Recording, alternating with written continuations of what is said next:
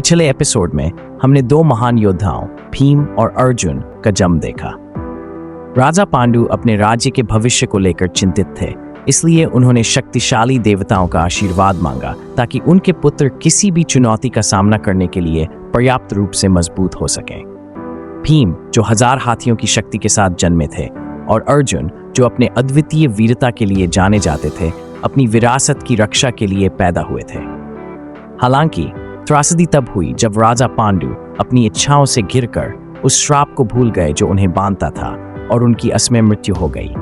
अपने आप को बचाने के लिए कुंती और उनके पुत्र एक यात्रा पर निकले जो अंततः उन्हें हस्तिनापुर वापस ले जाएगी, जहां उनका भाग्य उनका इंतजार कर रहा था।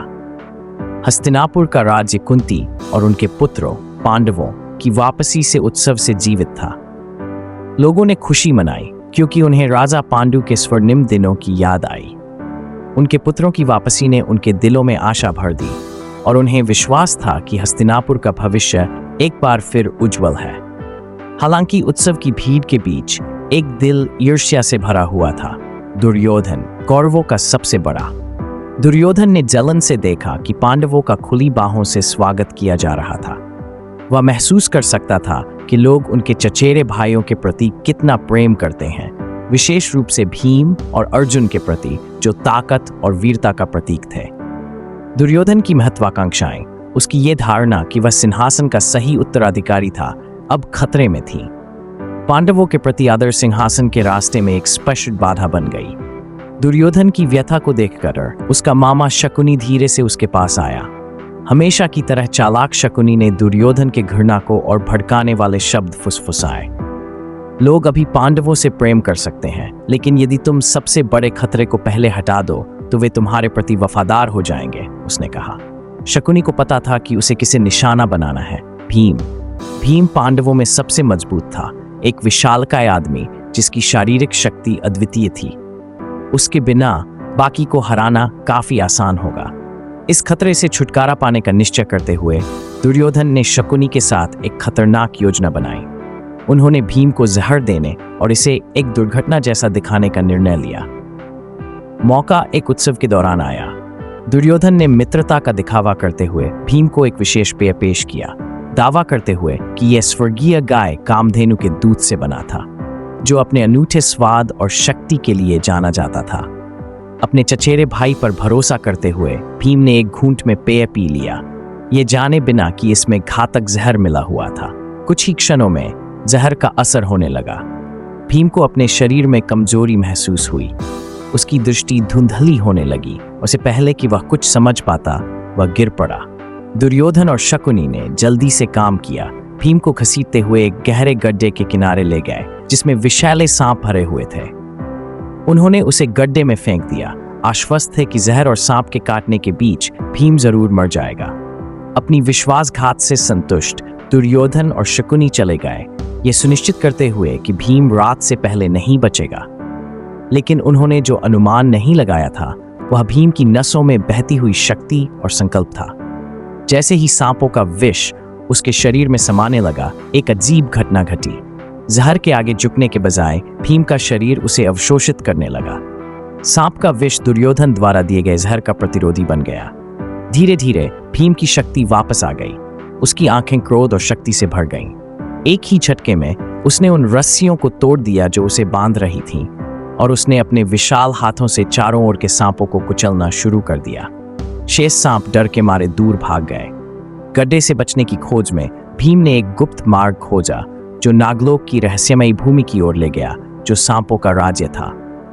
वहां भीम ने महान नागराज वासुकी से मुलाकात की। वासुकी भीम को कुंती का पुत्र पहचानते हुए तुरंत समझ गए कि क्या हुआ था। तुम्हारे साथ विश्वासघात हुआ है, वासुकी ने कहा, लेकिन सांप के विष ने तुम्हें मारने के लिए दिए गए जहर से तुम्हारी जान बचाई है। भाग्यवश अब तुम इससे भी अधिक शक्तिशाली हो। मैं तुम्हारी मां कुंती का बहुत ऋणी हूं, क्योंकि उसने एक बार मेरी मदद की थी। आभार में मैं तुम्हें एक उपहार दूंगा। वासुकी ने भीम को एक दुर्लभ और शक्तिशाली औषधि दी। यह, वासुकी ने समझाया, नागों का अमृत है। इसे पी लो और यह तुम्हें 1000 हाथियों की शक्ति प्रदान करेगा। भीम ने उस औषधि को पिया और तुरंत ही उसने अपनी ताकत में एक अद्भुत वृद्धि महसूस की। उसका शरीर और भी शक्तिशाली हो गया, ऐसी शक्ति से भर गया जिसे उसने पहले कभी महसूस नहीं किया था। इस नई शक्ति के साथ भीम को अजेय महसूस हुआ। उसने वासुकी का धन्यवाद किया और सत्वर वापस लौट आया, किसी भी चुनौती का सामना करने के लिए तैयार। इस बीच अर्जुन ने भीम की अनुपस्थिति देखी और चिंता करने लगे। दुर्योधन से सामना करते हुए अर्जुन ने पूछा कि क्या उसने अपने भाई को देखा था, लेकिन दुर्योधन का उत्तर टालमटोल भरा था। कुछ गलत महसूस करते हुए अर्जुन ने जंगल में खोज शुरू की। भीम के रथ के निशानों का पीछा करते हुए उसने जल्द ही सांपों से भरे एक गड्ढे के पास संघर्ष के निशान देखे। सबसे बुरे की आशंका में अर्जुन गड्ढे के पास घुटनों के बल बैठ गए और निराशा ने उनके मन को घेर लिया। लेकिन जैसे ही आशा खत्म होती लग रही थी, भीम पानी से निकल आए, जीवित और पहले से भी ज्यादा मजबूत। अत्यधिक खुशी से भरे अर्जुन अपने भाई से लिपट गए। भीम ने उन्हें पूरी घटना सुनाई, कैसे दुर्योधन ने उसे मारने की साजिश रची, कैसे सांपों ने उसकी जान बचाई और कैसे वासुकी ने उसे 1000 हाथियों की शक्ति प्रदान की। अर्जुन, हालांकि दुर्योधन की चाल से क्रोधित थे, ने भीम से इस बात को फिलहाल गुप्त रखने का आग्रह किया। अगर हम अभी उससे सामना करते हैं तो वह केवल अपने हमले तेज कर देगा, अर्जुन ने समझदारी से कहा। बेहतर है कि उसे यह सोचने दो कि उसकी योजना सफल हो गई। इस तरह हम उसे तब पकड़ सकते हैं जब वह सतर्क न हो। भीम ने सहमति व्यक्त की और दोनों भाई हस्तिनापुर लौट आए, दुर्योधन का रहस्य अपने दिलों में संजोए हुए। हालांकि वे चुप रहे, दोनों जानते थे कि यह तो बस शुरुआत थी। पांडवों और कौरवों के बीच तनाव चरम पर पहुंच रहा था और खुली लड़ाई का समय अब ज्यादा दूर नहीं था। अगले एपिसोड में हम भीम के बचने के बाद के परिणामों को देखेंगे। शकुनी की योजना पांडवों को कौरवों के खिलाफ भड़काने के लिए जारी रहती है। इस बीच महान शिक्षक द्रोण हस्तिनापुर आते हैं, युवराजों को प्रशिक्षण देने के लिए। अर्जुन की समर्पण और ध्यान उसे बाकी से अलग करेगा। उसे उसके शिक्षक की कृपा प्राप्त होगी और उसे अपने समय का सबसे महान धनुर्धर बना देगा। लेकिन जैसे जैसे अर्जुन का उदय होता है, वैसे वैसे दुर्योधन की घृणा भी बढ़ती है और युद्ध के बीज हर गुजरते दिन के साथ और गहरे बोए जाते हैं।